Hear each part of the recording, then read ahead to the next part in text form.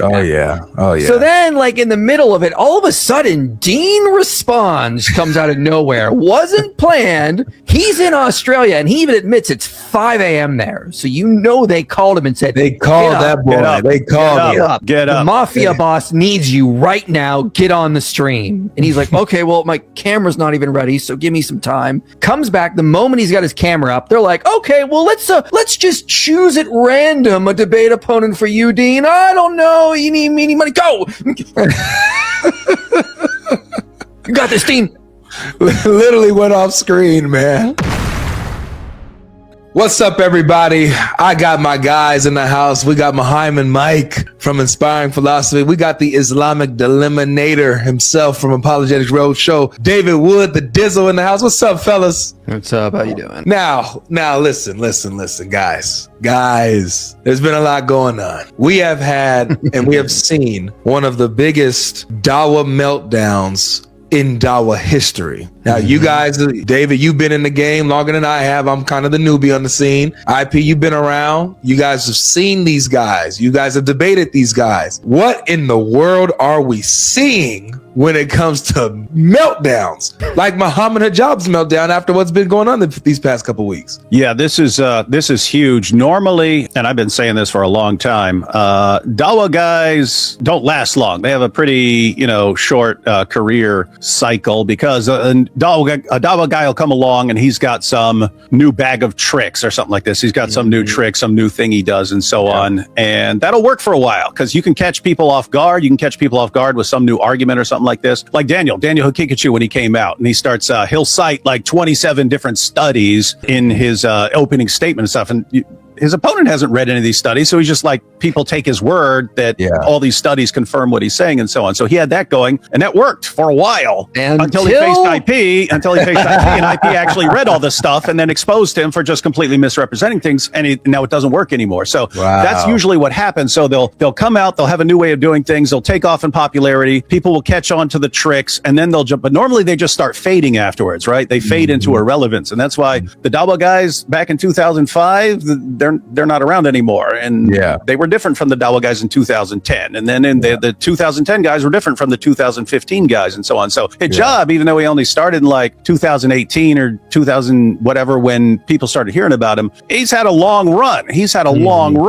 This makes him a senior citizen in Dawaah because he's lasted like 8 years now, right? That's a long career in Dawaah, but it's because these guys are such, because he's a narcissist, it's harder for him, right? Like everything's supposed to revolve around him. Hey, I'm going live. I'm going to jump on the live. It's going to be the most popular show in the world. I'm going to be cooking everybody. I'm going to make tons of money so I can pay off Douglas Murray, and it just blows up in his face, and it doesn't work anymore. Why? The tricks aren't working, right? People are onto all his tricks. They're not working anymore, and he just keeps getting cooked. And so what do you do, man? It's total meltdown, man. You can't his brain can't process it, and so his brain is actually melting. So we got, somebody like IP, and I say this all the time. I have never seen someone draw in as many flakes as IP has when it comes to scheduled debates, when it comes to, events already planned, the contract signed, he's already talked about the agreements in the email, and all of a sudden this Muslim debater has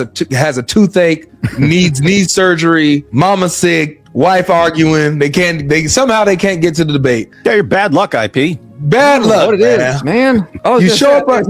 People saw me debate Daniel Hikikachu and realized, I actually do the reading, and now I'm getting all these flakes. Like when I went to the UK for the first time, unbelievable, was trying to set up a debate with a Muslim, and they contacted some imam, and he's like, I would love to come back on. By the way, who's the Christian? So they sent him my info, and then within 2 hours, he was like, I just came down with a fever, and you guys know these things can last up to 10 days. Wow, that's very specific. So I won't be available in 2 days. So I've had numerous instances like that. Like, as you know, I challenged Hamza's Den, and he agreed. And then later he's like, yeah, I don't think so. I'm going to back out of this. We know about that one guy who like had to reschedule 3 times with me and kept making different excuses. And so then I decided, like, I'll just show up to Hijab's stream. Maybe I can talk to him. And that didn't happen. He ran faster than a speeding bullet. He made Uthman look slow, which says a lot considering it's Sheikh Uthman, who's one of the fastest runners I've ever seen. Uthman Bolt, Sheikh Uthman Bolt. No, this is getting serious. Speaking of this stuff, so Muhammad Hijab, you mentioned it. He started going live now. Started doing live streams, inviting non-Muslims to come and engage with him and debate him. And on one of those days, yours truly showed up. I showed up, and that was the first day, wasn't it? Wasn't that the first one? Yes, it was the first one. And I showed up and decided to run the Islamic Dilemma. Absolutely humiliated him, embarrassed him, outclassed him. Even though I don't have any degrees, I don't have any certificates, I don't have any diplomas, and yet I was able to outclass him at every level of the game. Ever since that discussion, we have seen a historic meltdown. That is like, I don't know how he's going to recover from this. It's just been one thing after another, right? And so the start of the meltdown is me destroying him, and then in response, the video's going viral on my channel. He copyright strikes it after giving verbal agreement that I can have it on my channel. I can go live or whatever. Strikes the video. And after that, I mean, everybody, even atheists and big channels are covering this. It's doing the opposite effect, him trying to suppress it. And so everybody wants to see this. Now everybody's talking about it now. And then not only that, he's striking everybody that's doing reviews and clipping it. He's striking everybody. And then it's like he gets PSD because he does the same thing the next week. And then this guy shows up. IP. And IP, what happened when you showed up, man? What was it? Oh man, but he wised up. He kind of that's what he looked like. No, he wised up, right? Like after his total meltdown with you, he was like, okay, if someone who's going to cook me shows up, don't let him, guys, rescue me. My favorite part of that is he tried to play it off like this was just an unexpected thing. Like, I go live at the same time he does because I don't want him to try to this copyright crap. So if I'm live, he can't. YouTube will be much more on my side on that issue. So like, I'm live. More people are watching my live, just waiting for him to pull me up, which was psychologically bothering them. Oh yeah. So then, like, in the middle of it, all of a sudden, Dean responds, comes out of nowhere. Wasn't planned. He's in Australia, and he even admits it's 5 a.m. there. So they called him and said, they called that boy. They called him. Get up. The mafia boss needs you right now. Get on the stream. And he's like, okay, well, my camera's not even ready, so give me some time. Comes back the moment he's got his camera up. They're like, okay, well, let's just choose at random a debate opponent for you, Dean. I don't know. You need money. Go. You got this, Dean. Literally went off screen, man. Took himself off the screen to leave it up to Dean to save the day. That was pathetic. I know Islam doesn't believe in atonement, but that day Dean was the sacrificial lamb they tried to throw out. Yeah, he was. Now it gets worse though, because he's not just running now. Now he goes live again and goes on this rant, this weird, creepy rant. This with all these sexual innuendos about my wife and you, IP. What?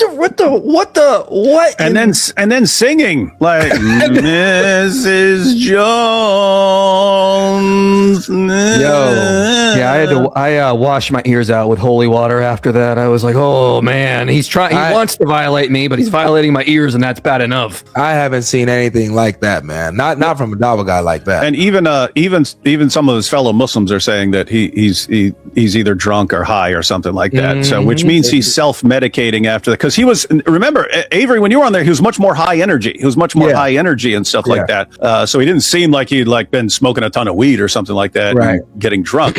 But for that part where he's talking about your wife and IP and stuff like that, he seemed like stoned out of his mind. Yeah, which means he's self-medicating with drugs or alcohol to deal with the humiliation. Because keep in mind, in his thinking, he's looking at like you, right? Like you got 4, 5, 6,000 people watching you live and stuff like that, and Hijab's like, oh, this is just the golden age of huge live streams. streams. I can do this because I'm the most popular Dawa guy in the world. I will jump on. And he gets crushed and humiliated and has to take his own stuff down and copyright strike it, which means it's not going anywhere. None of this is going anywhere. I clicked on the one from, when was it, yesterday? I clicked on the most recent one, just halfway through, just to see who he was talking to. But he had like 1,000 people watching, which would be that's a good live stream for a regular YouTuber, not for someone who's supposedly the best in the world and is taking in and is having a live call-in show, a live debate call-in show and stuff like that. And he's getting a fraction of what you get. And he's the champ, so it's breaking him, man. It's breaking him. It's not just working. So you know, I found on Twitter Muslims complaining about him. I want to. Can I share my screen if that's possible? Yeah, you can. Yeah. So this Muslim posted this. So Daniel Kikachu decided to defend him. Decided to defend him, and then Muslims were complaining. Now, this particular Muslim later deleted this comment, but I had already messaged somebody about it saying, ha, ha, ha. And then we found him delete it later. But he says, he's a liability to the religion of Islam, brother. Look at that. Muslims are saying Muhammad Hijab is a liability. Now, this guy, Adam, deleted this comment under Daniel Kikachu later, but I still found bad comments about this. So luckily we were able to get a screenshot of this before he deleted it. But yeah, and notice he posted a video on my channel that Than made about hijab just failing to defend the Quran. They're seeing this stuff. It's bothering them. And yet he's their top Dawa guy. Listen, you guys chose hijab through your likes, your clicks, your views, your shares. Now you got to reap the consequences. Yep. This is who your guy is. This is your face. Now, so, and speaking of this, then going long rants, singing, he's intoxicated off some type of Dawa syrup or whatever, because his mind is gone. We're seeing this type of fallout with him, and this is just embarrassing. Where does this rank as far as, because there's been some other Dawa fallouts throughout the years, these embarrassing times and these mental breakdowns where they crumble on each other. For example, we got the Yasser Qadhi event. Again, conveniently, Muhammad Hijab was part of that, where you have the holes in the narrative. That the standard narrative has holes in it. That's what I'm going to say. They throw down that video. They delete that video, but it's too late. Everybody downloaded it. Everybody's uploading it, clipping it, reviewing it, going live. And Yasser Qadhi starts trying to copyright strike folks, right? Tell us a little bit about that time, and where does that kind of rank here? I mean, that's kind of that has to be number 2, right? like here's the big one. It's funny that hijab is in both of them. I think the other biggest one would be Sheikh Uthman challenging you to debate and then hiding inside the mosque and refusing to debate. But yeah, the holes in the narrative interview, that was really the tipping point, the biggest tipping point, because for years they had their argument that there's only one Quran, perfect. I have Dawa books that say there's only one Quran. There isn't one letter of difference between any 2 Qurans in the world, not one dot of different. It's total lie. I mean, absolute complete total lie. They have different Qurans in different parts of the world. They have Dan Brubaker made a video where he showed 11 textual variants on one page of a manuscript. So you have them. You could go all the way back. You could look at their sources where they talked about disagreements in what's supposed to be in the Quran and what the correct reading is. Then you got the manuscript tradition, and guess what? They have all kinds of textual variants in the manuscript tradition. Then you have different Qurans in different parts of the world today, and Muslim leaders were just lying to people about it. Just one Quran perfectly preserved from the time of Muhammad. And then a big turning point was Hatun showing up with 26 different Arabic Qurans. And this was just Qurans that she picked up in Muslim bookstores and stuff around in different parts of the world. She's noticing the differences and stuff. But she shows up 26 different, and Muslims will say, no, it's just different No, it's not. It's 26 different Arabic Qurans. Arabic. Every one of these is different from every other one. 26 different Arabic Qurans. Muslims were accusing her of printing them herself, like she has a publishing house, printing them herself with variants, because that's the only, they've been programmed. Nope, one Quran. So anyways, that caused kind of a ruckus in the Muslim community, where Muslims are like, wait, you guys told us perfect preservation. She's putting Qurans in our faces that have differences on it. What is this? Hijab comes up with a brilliant idea. He's going to get Sheikh Yasser Qadhi on to show everyone there's no real problem here. And it was a huge disaster. And the reason they had to take it down is the comments were filled with, this is causing me to doubt Islam. This is destroying my faith in Islam. And so same thing. They scrambled, take the videos goes down. At first, I remember the order. First, they block comments. They eventually block comments because the comment sections were full of Muslims saying this is causing them to doubt Islam. Then they cut out that section of the videos. They just cut out that section. It was just the rest of it. And then they just took it all down. And then they started copyright striking people and stuff like that. It was like, oh, you guys are realizing you done messed up now, isn't it? Yeah, it was a wrap after that. So we're talking about copyright strikes. We're talking about meltdown. Are we in agreement then? It'll be Muhammad. Now, I don't know. This might be recency bias. I don't know, but I don't think we've seen such a meltdown like this, man. No. Right. Yeah. And we're kind of like right at the beginning or right in the middle of it, right? Like something could happen where he could turn things around, and then this won't be the biggest meltdown because, something will happen afterwards where he will shockingly redeem himself or something like that. But if this keeps going in the direction it is, I mean, this guy's going down like the Hindenburg, man, the Hindenburg. Yeah. So we got 1, Muhammad Hijab's recent meltdown. 2, the meltdown with Yasser Qadi and the holes in the narrative. And then 3, Uthman challenging me publicly to a debate to come to the mosque at 7 p.m. Come, debate, come, let's see it. I show up and he stays in the masjid, doesn't let me come in, says I can't bring my camera, can't bring my camera crew, and I can only ask one question, and then that's it. I got to take it and leave. We're still waiting. He cannot come on this group. So just him. Just him. With no camera. No camera. That's But he's asking for a debate.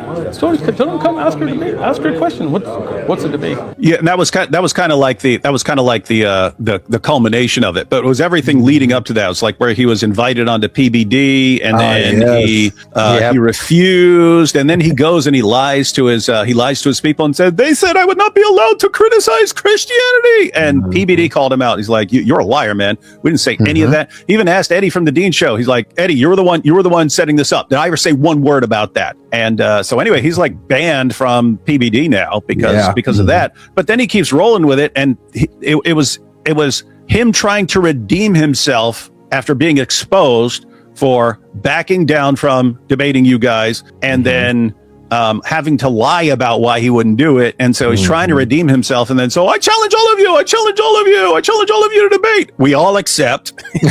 He backs down from everybody and still acts like we're running. And then remember, he's like, I want you all to come to my live call-in show on Christmas Eve. It's like, yeah. Christmas Eve. Mashallah. Yeah.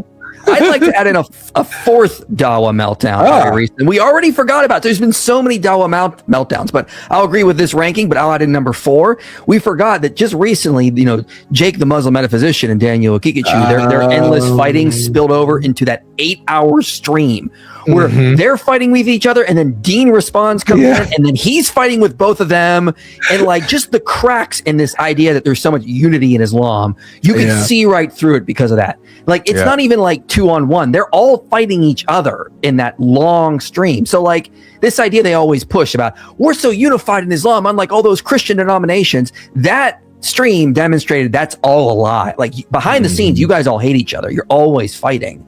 And so I'd add that as number 4. And and that's there's a reason for that. It's the entire Dawaah scene, not everyone, but the entire Dawaah scene is populated mostly by narcissists, right? They're the ones who they just become popular. Narcissists are good at taking advantage of gullible people to get attention for themselves and get people to rally around them and basically worship them.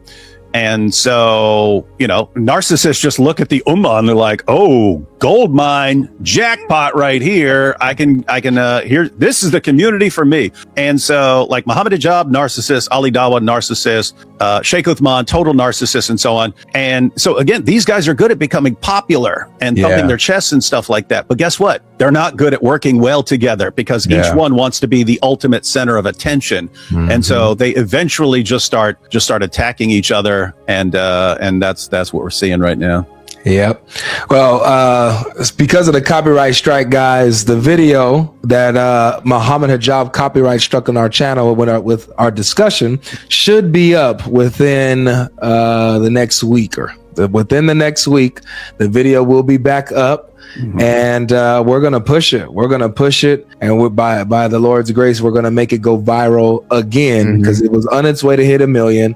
He had to stop it. He knew what he was doing, but he can't stop this. So we're gonna all push through it. So when that comes out, make sure you guys are commenting, sharing it, liking it. Make sure you guys are reviewing it, clipping it. Make it go everywhere. Y'all understand? Make it go everywhere. If you believe that we missed a Dawaah moment, a Dawaah meltdown, let us know in the comments section. Make sure you guys leave a like on this video, subscribe to Inspiring Philosophy, and subscribe to Apologetics Roadshow. And we'll see you guys next time. Peace. Thank you for watching. If you've watched this far, I encourage you, don't just react emotionally. Think. Examine, test the claims. Truth is not determined by volume, tradition, or majority. It's determined by what is true. If you disagree, that's fine. Bring evidence, bring sources, bring logic. But slogans, insults, and repetition are not arguments. The goal here isn't to win debates or humiliate anyone. The goal is clarity, consistency, and truth. If you found value in this, like the video, share it, and follow the page, because these conversations matter. And remember, faith that fears questions is not faith worth defending. See you in the next video.